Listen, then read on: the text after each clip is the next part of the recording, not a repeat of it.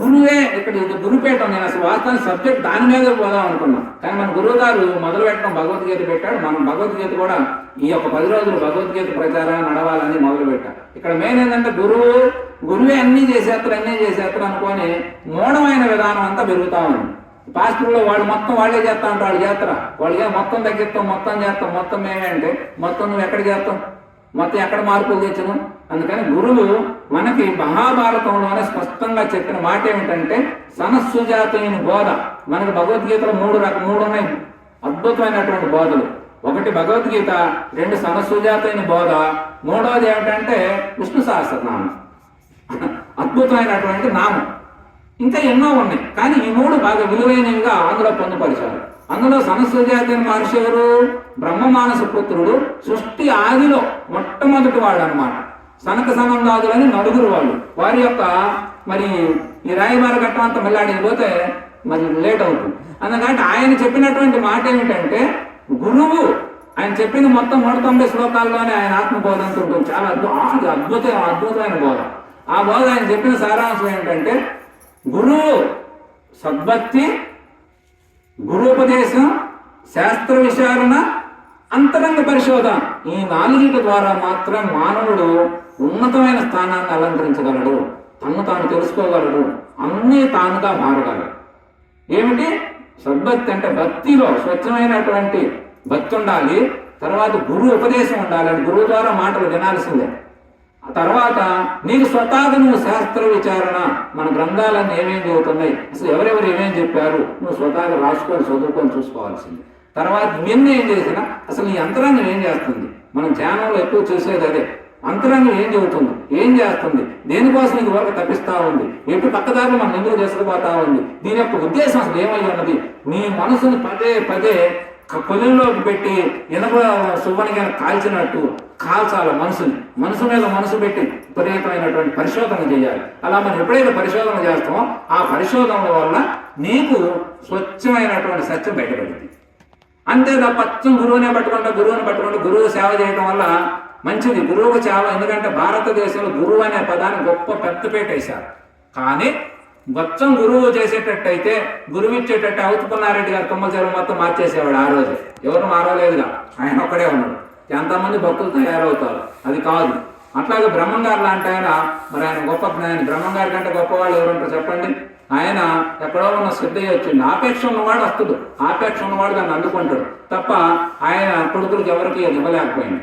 శ్రీకృష్ణుడికి 80 మంది సంతానం ఉన్నారు, ఏ ఒక్కడికి కూడా ఆ జ్ఞానం చెప్పాలి, అర్జునుడికే చెప్పాడు. ఎందుకని? ఆపేక్ష ఉండాలి. అలా ఆపేక్ష ఉన్న వాళ్ళకే చెప్పబడుతుంది కాబట్టి జ్ఞానం.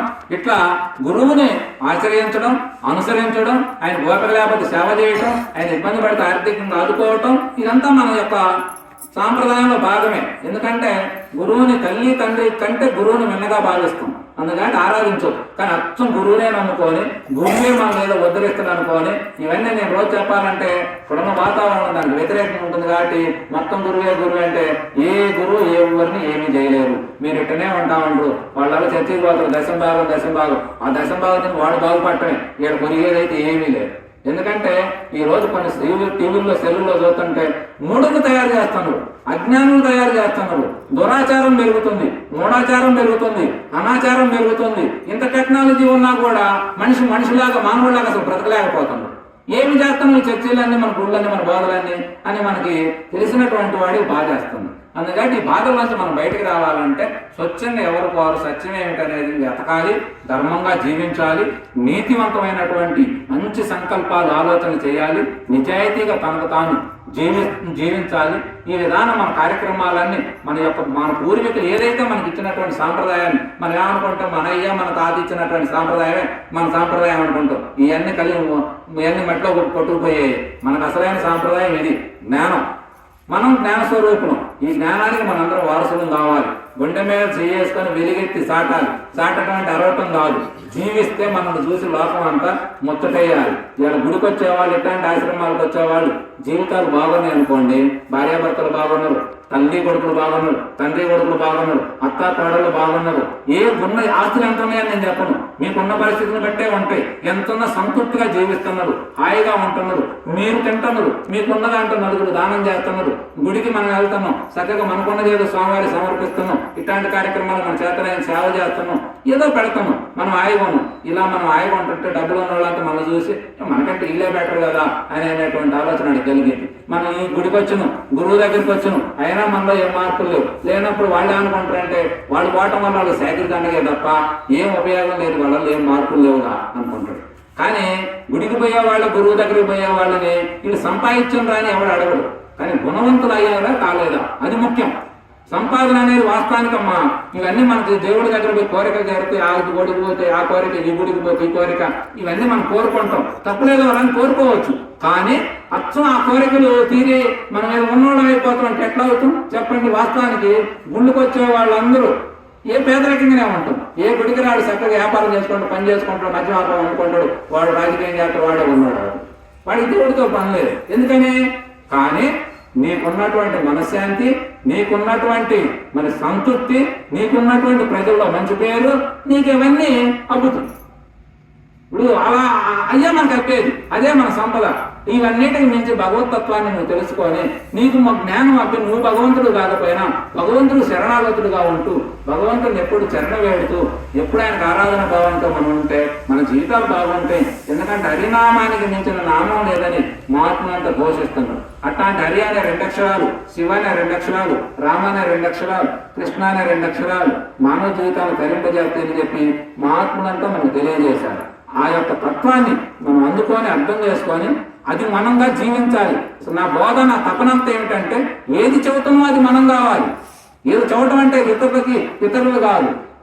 కృష్ణుడి గురించి చెప్పినా నీవు కృష్ణుడు కావాలి. కృష్ణుడు కావడం అంటే ఏమిటి? యుద్ధం చేయటం కాదు, మానసిక యుద్ధం చేయాలి. కృష్ణుడిలాగా విజయతో కావాలి.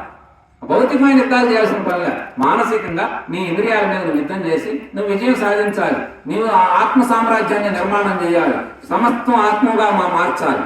అది అయ్యే ఉన్నది, కానీ తెలపాలి, నిన్ను నువ్వు తెలుపుకోవాలి, లోకానికి తెలపాలి. ఇదంతా కూడా ఆ సామ్రాజ్యం ఆత్మభావాలను బాగా పెంపొందించుకొని, ఆత్మభావాలు సున్నితమైనవి, అవి కఠోర మనస్తత్వాలకు అందవసలు. అందుకని మంచి మనస్తత్వంతో మనం దీన్ని సాధన చేసినట్లయితే మన యొక్క భగవద్గీత సంకల్పం నెరవేరింది. అది దాన్ని నేర్చుకుంటే మన జీవితాలు చాలా బాగుంటాయని చెప్పి మహాత్ములు చెప్పారు. చాలామంది జీవించారు. వారు ఆయన చక్కగా శాంతి, ఆనందం, మరి మోక్ష జ్ఞానాన్ని పొందారు. అట్లాంటివన్నీ మనం కూడా పొందాలని కోరుకుంటూ ఈ యొక్క కార్యక్రమం మరి రానున్న రోజుల్లో ఎక్కువ మంది పెరిగి బాగుండాలని కోరుకుంటూ వారి యొక్క ఆశీస్సులు, గురువుగారి యొక్క ఆశీస్సులు, ఔత్పన్నారెడ్డి గారు, వేమన్న గారు, అట్లాగే శ్రీకృష్ణ భగవానుడు, ఇట్లా మహాత్ములందరి యొక్క ఆశీస్సులు అందరికీ అంది మంచి భక్తి, జ్ఞానం, వైరాగ్యం, త్యాగం ఇట్లాంటి ప్రేమ భావాలన్నీ కలగాలని, గ్రామం కూడా బాగుండాలని, గ్రామంలో యువతకి ఎక్కువగా ఇట్లాంటి అవ్వాలని ఆ భగవంతుడిని మరి శ్రీమన్నారాయణమూర్తిని, శివపార్వతుల్ని, గురువు గారిని అందరినీ కూడా వేడుకుంటూ మరి హరి ఓం తత్సత్